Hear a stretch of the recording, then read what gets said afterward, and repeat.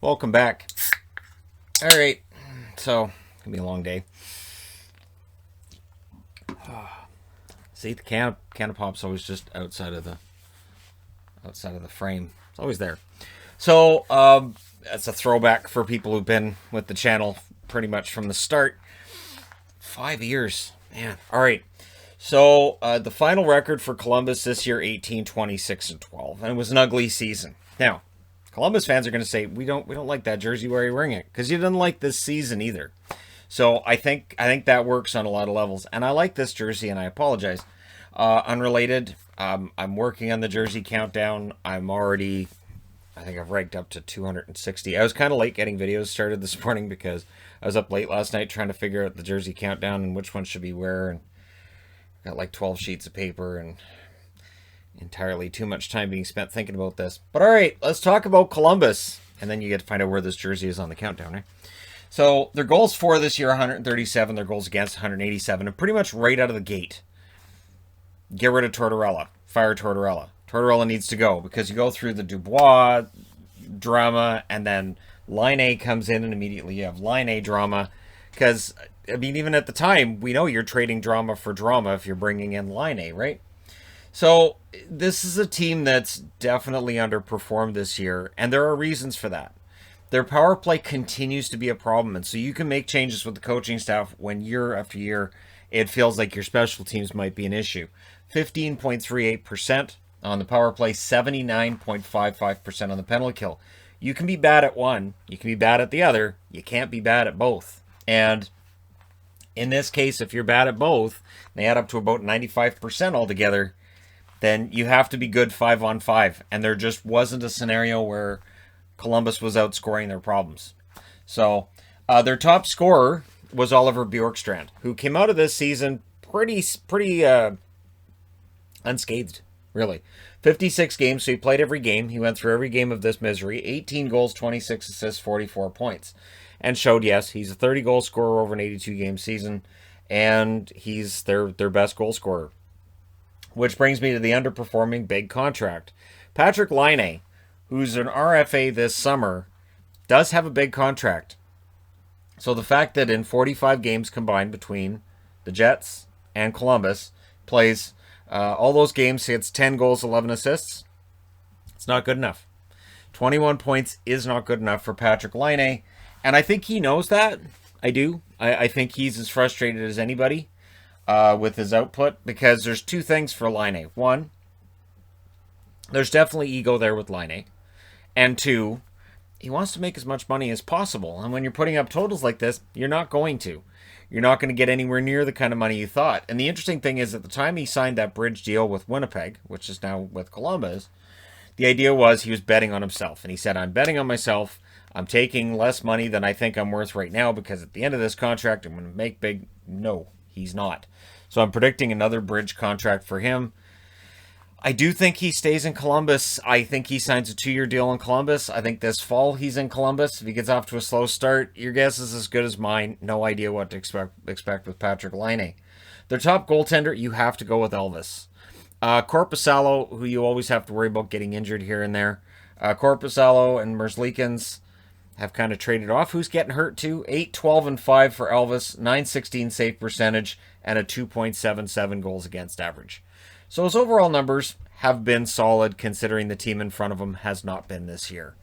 So for Columbus, it's not all bad. This is not a team you look at and say, well, just blow everything up. Their goaltending, I think, is okay. We'll see what they do going into next season. We'll see if they end up moving on from Korpisalo.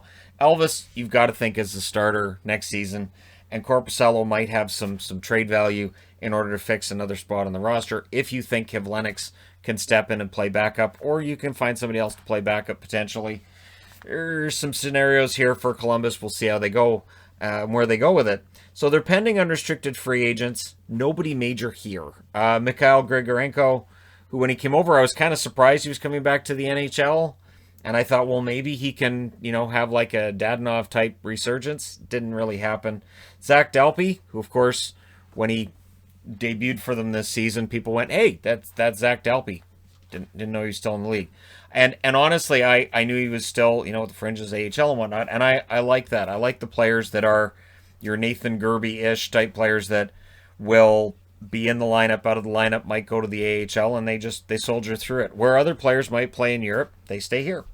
Mikko Lehtinen, all the hype surrounding him last year disappeared pretty quickly in Toronto, but there was a lot of complaining about how Toronto wasn't playing him, and then he goes to Columbus, and in Columbus he was okay. I don't know if Columbus keeps him. I don't know. I know they gave him a bunch of games. I think part of it was to just see how well he might play. We'll see whether or not Jarmo Kekalainen feels that he can fit in well with the new coach, and we'll see who the new coach is, I would think, relatively soon. I would think before the draft we'll know who the new coach is going to be.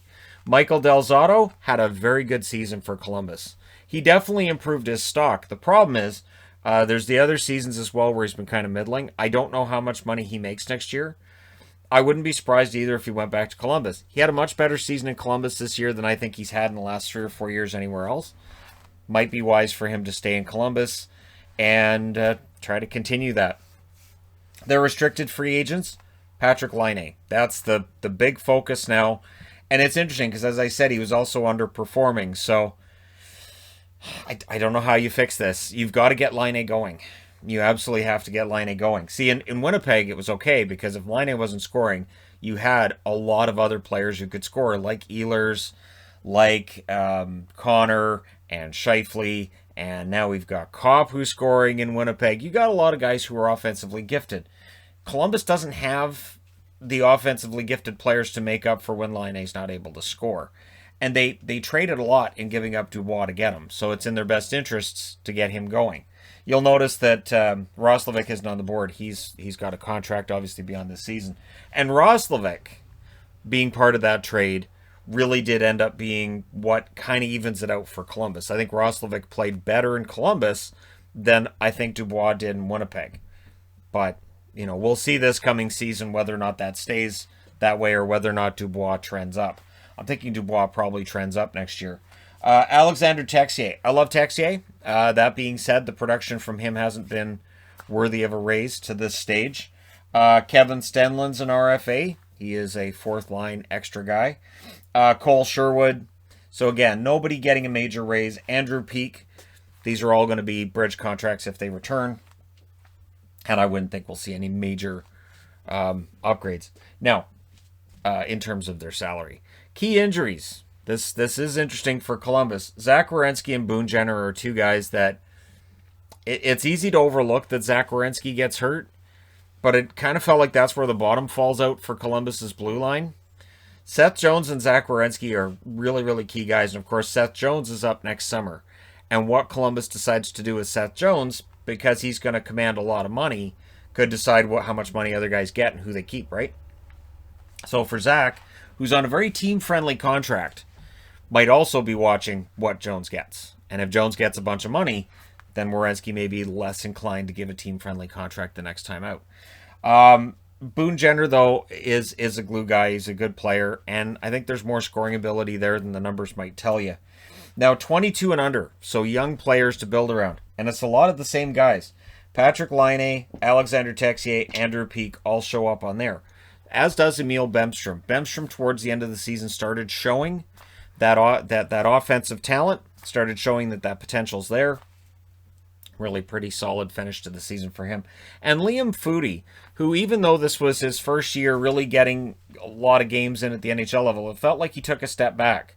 He seemed less dynamic and like he was trending in the wrong direction.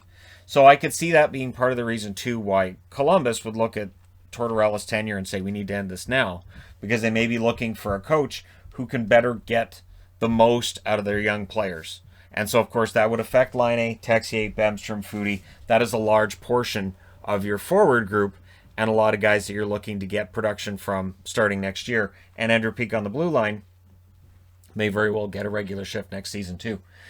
So the record by 10-game segments and then at 56. They were 4-3-3 after their first 10. They looked decent. 8-7-5 after 20. And doing kind of what they did last year. Staying a little bit above 500 because they lose in after the 60 minutes are up. 11-12-7 after 30 games. 14-18-8 after 40 games. And then the overtime losses start adding up again. 15, 25, and 10 after 50 games, and after the season's done, they end up 18, 26, and 12. So where was their problem? Well, at home, they couldn't close out games. They finished 11, 9, and 8 at home. So if you'd been able to go to all of their home games, you would have been happy 11 times. You would have been moderately okay 8 times because you're like, well, at least they got a point. Again? And upset 9 times. And on the road, they were 7, 17, and 4. You can't have that kind of a road record and hope to make the playoffs. So where did it fall apart? Well, against Carolina, they were 3, 3, and 2, so they kept up with Carolina. Against Chicago, 2, 3, and 3. You want to have more wins against Chicago, one of the teams that doesn't make the playoffs in the division. 3, 4, and 1 against Dallas. Again, another team that doesn't make the playoffs. 4, 3, and 1 against Detroit. So they're above 500 against Detroit, but just barely. 1, 5, and 2 against Florida. So that's abysmal right there. 2, 5, and 1 against Nashville. Also a problem. So they were 3, 10, and 3 against those two teams. That's where you missed the playoffs for sure. And 3, 3, and 2 against Tampa. So the only team that they were better than a 500 points percentage against was Detroit. But they didn't defeat any team in the division 4 times that wasn't named Detroit. So it was just all around mediocrity. And at the end of the season, Tortorella says, I'm out of here. And the team goes, well, we helped you pack. So we'll see how things work out for Columbus next year. This is a team that had kind of started getting used to being in the playoffs and probably really enjoyed it. And now they want to go back. So we'll see whether or not that ends up being the case. Let me know your thoughts in the comment section below regarding the Columbus Blue Jackets. Don't forget to hit like and subscribe. If you're browsing your way through, you just happened upon this video, they might bounce back quickly. Maybe they won't. What do you think? Thanks for all your support. I'll talk to you again soon.